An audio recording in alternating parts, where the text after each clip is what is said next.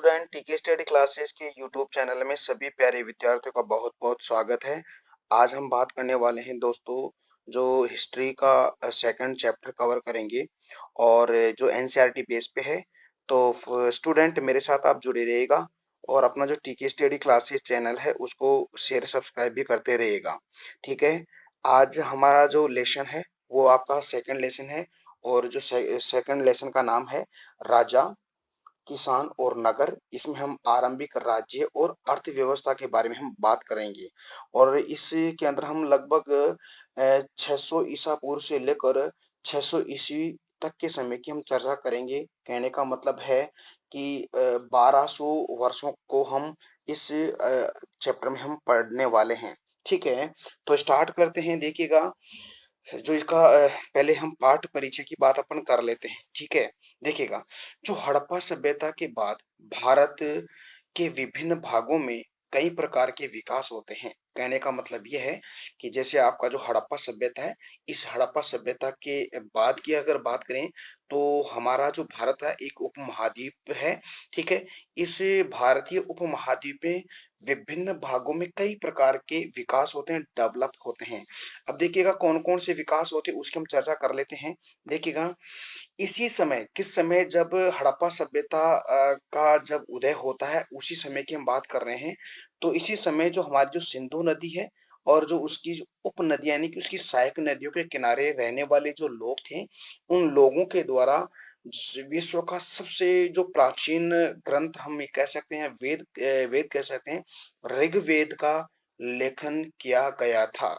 बहुत ही important fact है कि जो घाटी सिंधु नदी के किनारे या हम कह सकते हैं सिंधु नदी या उस सिंधु नदी की जितने भी सहायक नदियां हैं, ठीक है, जैसे झेलम है, चिनाब, रावी, व्यास है, इन सभी नदियों के किनारे जो रहने वाले जो लोग थे ना, उन लोगों के द्वारा ऋग्वेद ग्रंथ का उन्होंने लेखन किया, जो सबसे विश्व का सबसे बड़ा क्या है, जो प्राचीन वेद है। जैसे चार वेद है, ऋग्वेद, सामवेद, यजुर्वेद और अथर्ववेद। उन चारों वेदों के अंदर सबसे प्राचीन जो वेद है ऋग्वेद है। ठीक है, तो उसका उसका लेखन किया गया सिंधु नदी के किनारे, या हम कह सकते हैं सिंधु नदी की जो सहायक नदी है उनके किनारे रहने वाले लोगों के द्वारा इसका लेखन कार्य किया। तो ये विकास हुआ है हमारे भारत के अंदर।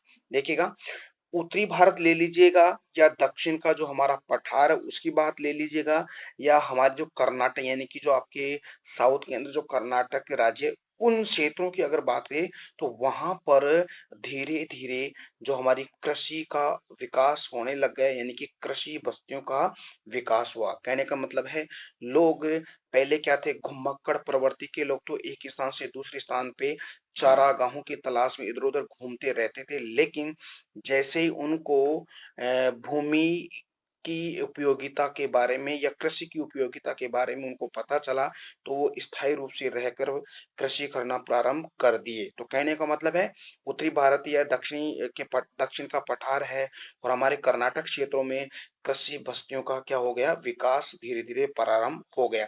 तो ये प्रारंभ धीरे धीरे होता है। ठीक है, तो याद रखिए, बहुत इंपॉर्टेंट है। बात करते हैं आगे।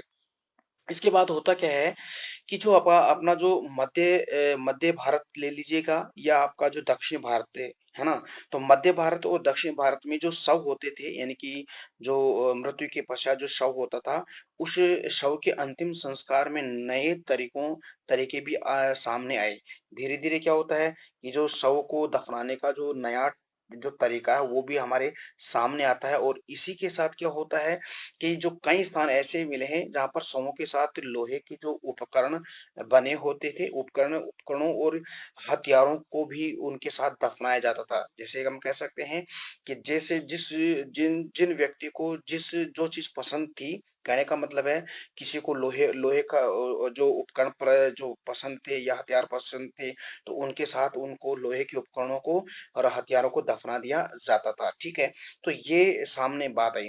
लेकिन क्या होता है विद्यार्थियों, धीरे धीरे क्या होता है, छठी शताब्दी के आते आते क्या होता है, हमारे भारत के अंदर क्या हो गया, क्या होने प्रारंभ हो जाता है, यानी कि राज्यों, साम्राज्यों और जो रजवाड़े होते थे यानी कि जो रियासतें होती थी उनका विकास प्रारंभ होता है। कहने का मतलब है 6ठी शताब्दी के आते-आते क्या होता है, राज्यों, साम्राज्यों और रजवाड़ों यानी जो आपकी जो रियासतें थी उनका विकास प्रारंभ हो जाता है, ठीक है? तो ये विकास होने हुआ हमारे भारत के अंदर, ठीक है? ठीक है, देखिएगा इसमें इतिहासकार क्या कहते हैं, इतिहासकारों की हम चर्चा करते हैं कि जो इतिहासकार इस प्रकार के विकास का आकलन करने के लिए, इसी यानी कि जो इतिहासकार है, हमारे जो इतिहासकार है, इसी विकास का आकलन करने के लिए वो क्या करते थे, अभिलेखों, ग्रंथों और सिक्कों और चित्रों जैसे विभिन्न प्रकार के स्रोतों का वो क्या करते थे, अध्ययन करते थे। तभी तो हम कह सकते हैं कि इनके अध्ययन से ही हमें हमारे प्राचीन भारत यानी कि हमारे भारत का जो प्राचीन इतिहास है उसको उसकी हमें जानकारी मिलती है। ठीक है? तो जो इतिहासकार थे इन्होंने अभिलेखों, ग्रंथों और सिक्कों और चित्रों जैसे विभिन्न प्रकार के स्रोतों का अध्ययन करते थे। इन सब के बारे में हम विद्यार्थियों हम इस लेसन के अंदर हम पढ़ेंगे। तो फ्रेंड्स आप मेरे साथ जुड़े रहिएगा और टीके स्टडी क्लासेस के चैनल है उसको लगातार शेयर सब्सक्राइब भी करते रहेगा और साथ ही लगातार इसके नोट्स भी बनाते जाइएगा, ठीक है? तो सबसे पहले हम बात कर लेते हैं कि अभिलेख होता क्या है, ठीक है? अभिलेख होता क्या है, ठीक है? तो वो हम चर्चा करते हैं। देखिए अभिलेख की जो स्टडी होती है यानी कि अभिलेखों के अध्ययन को किस नाम से जाना जाता है उसको हम अभिलेखा शास्त्र हम कह सकते हैं। तो बहुत इंपॉर्टेंट फैक्ट है कि अभिलेखों के अध्ययन को अभिलेखा शास्त्र कहते हैं। तो अभिलेख क्या होते हैं उसको हम देख लेते हैं। सबसे पहले देखिएगा एक अभिलेख के बारे में हम देख लेते हैं कि अभिलेख होता क्या है। देखिए अभिलेख क्या है, देखिए इसको पढ़िएगा। देखिए अभिलेख उन्हें कहते हैं जो पत्थर हो या धातु हो या मिट्टी के कोई बर्तन हो जैसे कठोर सतह पर खुदे होते हैं। यानी कि जो अभिलेख होते हैं जो कोई धातु पे लिखे होते हैं या किसी पत्थर पे लिखे होते हैं या मिट्टी के बर्तन होते उन पे लिखे होते हैं या कोई कठोर सतह होती उन पे लिखे जाते थे। अभिलेखों में उन लोगों की उपलब्धियां क्रियाकलाप या विचार लिखे जाते थे। जैसे हम कह सकते हैं कि जो सम्राट अशोक है ना कि मौर्य वंश के जो शासक हैं सम्राट अशोक सबसे पहले उन्हीं के द्वारा अभिलेख लिखे गए थे, ठीक है? तो उन्होंने अपने आदेश हो सकते हैं, अपने विचार हो सकते हैं या अपनी प्रजा को कंट्रोल करने के लिए अभिलेख उन्होंने लिखवाया है। तो हम कह सकते हैं कि कोई भी जो अभिलेख होते हैं जो लोग होते थे उनके जो लिखवाने वाले जो लोग होते थे वो अपनी जो उपलब्धि है, क्रियाकलाप है, विचारों को वो लिखवाते थे, जो उन्हें बनाए जाते थे, यानी उन्हें बनवाते थे, ठीक है? अर्थात हम है यूँ कह सकते हैं कि अभिलेख एक प्रकार से स्थायी प्रमाण होते हैं, यानी कि एक प्रकार का एक क्या है, स्थायी प्रमाण होता है, ठीक है? कई अभिलेखों में इनके निर्माण की जो तिथि खुदी होती थी, ठीक है? कई ऐसे भी अभिलेख हैं जो कोई राजा या कोई महाराजा हो, कोई एक प्रसिद्ध व्यक्ति के द्वारा अभिलेख लिखवाया जाता, तो उस समय की वो तिथि भी वो लिखवा देते, उस पर खुदी होती थी, ठीक है? जिन पर तिथि नहीं मिलती है जिन पर जो तिथि नहीं मिलती है, उनका काल निर्धारण आमतौर पर हम पूरा लिपि हम यूँ कह सकते लेखन शैली के आधार पर काफ़ी सुस्पष्टता से किया जा सकता है, ठीक है? जैसे हम कह सकते हैं कि जैसे लगभग 250 ईस्वी में अक्षर यानी कि जो अक्षर ए है जो आपका स्वर है ए को जो ये के है उल्टा के है ना उल्टा के ऐसे लिखा जाता था।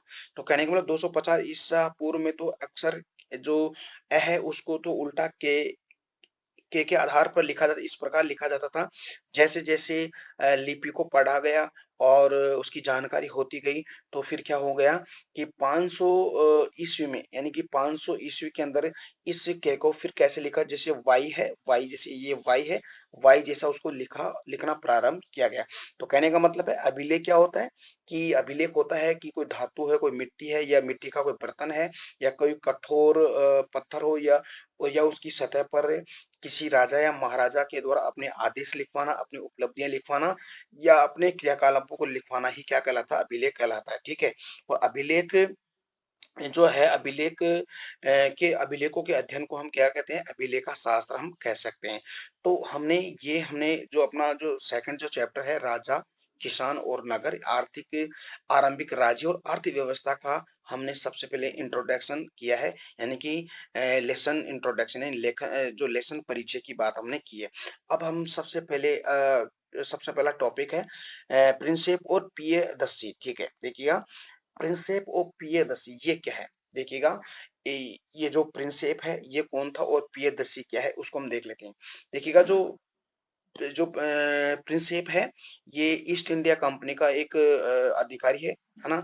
और उसने 1830 ईस्वी के अंदर दोस्तों जो ब्राह्मी जो लिपि है खरोष्टी लिपि का उसने अध्ययन किया है। तो ये जेम्स प्रिंसेप था जिसने 1830 ईस्वी के अंदर हमारे जो ब्राह्मी लिपि और खरोष्टी लिपि का उसने अध्ययन किया या उसका अर्थ निकाला।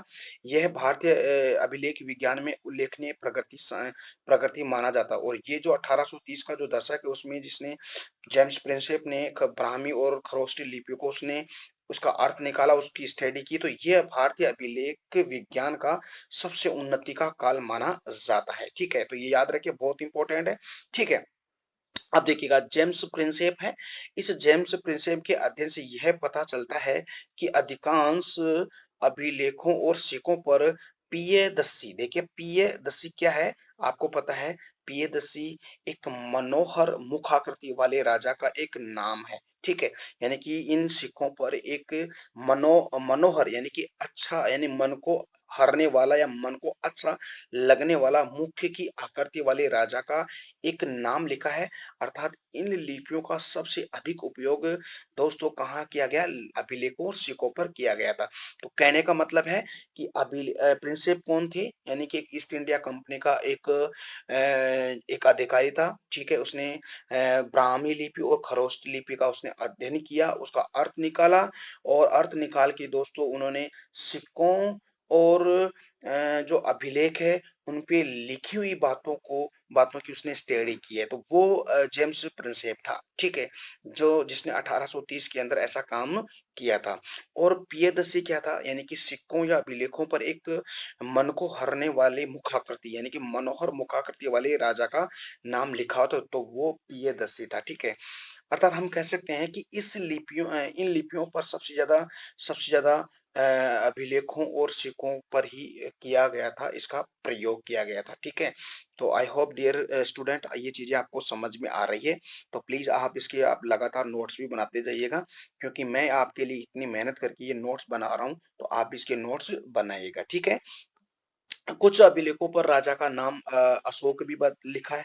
और जो कुछ अभिलेख थे दोस्तों उन अभिलेखों पर जैसे राजा का नाम भी लिखा हुआ है। ठीक है, तो आपको पता है जैसे हम मौर्य वंश के बारे में हम पढ़ेंगे तो मौर्य वंश के बारे में आपको पता है कि सम्राट अशोक ने जो अनेक अभिलेख खुदवाए हैं और शिलालेख खुदवाए हैं, तो उनकी हम चर्चा आगे बात करेंगे। तो कुछ अभिलेखों पर राजा का नाम भी लिखा हुआ है, यानी कि अशोक के नाम भी लिखा हुआ है। ठीक है, इसके बाद और देखते हैं कि जो आपका बौद्ध ग्रंथों के अनुसार सम्राट अशोक को सर्वाधिक प्रसिद्ध शासकों में माना जाता है। यानी कि जो बौद्ध बौद्ध ग्रंथ हैं दोस्तों, इन बौद्ध ग्रंथों में जो सम्राट अशोक थे उनको सबसे सर्वश्रेष्ठ और महान शासक की उपाधि दी है। ठीक है, शासक माना जाता है जिसने, जैसे हम बौद्ध ग्रंथ एक अंगुत्तर निकाय के बारे में हम देख लेते हैं। तो अंगुत्तर निकाय एक बौद्ध ग्रंथ है, उससे हमें ये हमें जानकारी मिलती है। ठीक है, इस अध्याय से इस अध्याय से भारत के राजनीतिक इतिहास के अध्ययन को एक नई दिशा मिलती है। यानी कि जो इस अध्ययन से, किस अध्ययन से, यानी अभिलेखों के और सिक्कों पर लिखी हुई जो खरोष्टी लिपि और ब्राह्मण लिपि जो 1830 में जेम्स प्रिंसेप ने लिखा है, उससे हमें एक नई दिशा मिलती है राजनीति इतिहास के अंदर। ठीक है, क्योंकि भारतीय और यूरोपीय विद्वानों ने भारत पर शासन करने वाले प्रमुख राजवंशों की जो वंशावलियां हैं उन वंशावलियों की रचना के लिए विभिन्न भाषाओं के लिखे अभिलेखों और ग्रंथों का उपयोग किया। ठीक है, तो जैसे जो हमारे भारत पर जो भारी जो औपनिवेशिक जो औपनिवेशिक जो शासक हुए, या हम यूँ कह सकते हैं कि जो भारत पर अनेक यूरोपीय कंपनियों ने भारत पर शासन किया। तो उन पे रहने वाले जो राजवंश थे उनके राजवंशों की जो वंशावलियां लिखी गई, और वंशावलियां लिखवाने में कई भाषाओं का उनका प्रयोग किया गया। ठीक है, एक बात और देखते हैं कि 20वीं शताब्दी के आरंभिक दशकों तक भारत के राजनीतिक इतिहास का चित्र तैयार होकर सामने आता है। और फिर इन अध्ययन से हमें पता चलता है कि 20वीं शताब्दी के आते आते क्या होता है कि भारत की राजनीति का चित्र सामने आया। ठीक है, तो हमारे भारत के शासकों की जो सामाजिक आर्थिक और धार्मिक स्थितियों का हमें पता चल जाता है 20वीं शताब्दी के आते आते। ठीक है, तो दोस्तों ये हमने बात की, अभी मैंने आपको अभिलेख के बारे में बताया है। ठीक है, और अब हम कल बात करेंगे इसका सेकंड टॉपिक प्रारंभिक राज्य, और उसमें सबसे बहुत ही इंपॉर्टेंट जो टॉपिक रहेगा हमारा 16 जो महाजनपद है उनकी हम चर्चा करेंगे, जिसमें सबसे प्रमुख जो फेमस जो जनपद है मगध जनपद के बारे में हम बात करेंगे। तो स्टूडेंट, आज का वीडियो कैसा लगा? उम्मीद करता हूँ कि आज का वीडियो अच्छा लगा है। तो प्लीज अगर आज का वीडियो अच्छा लगा है तो अपना जो टीके स्टडी क्लासेस चैनल है उस चैनल को लाइक शेयर सब्सक्राइब भी करते रहेगा। फिर हम कल मिलते हैं, इससे अगला टॉपिक यानी कि 16 महाजनपदों की हम बात करेंगे। तब तक के लिए मेरे को इजाजत दीजिएगा। नमस्कार, बाय बाय, टेक केयर।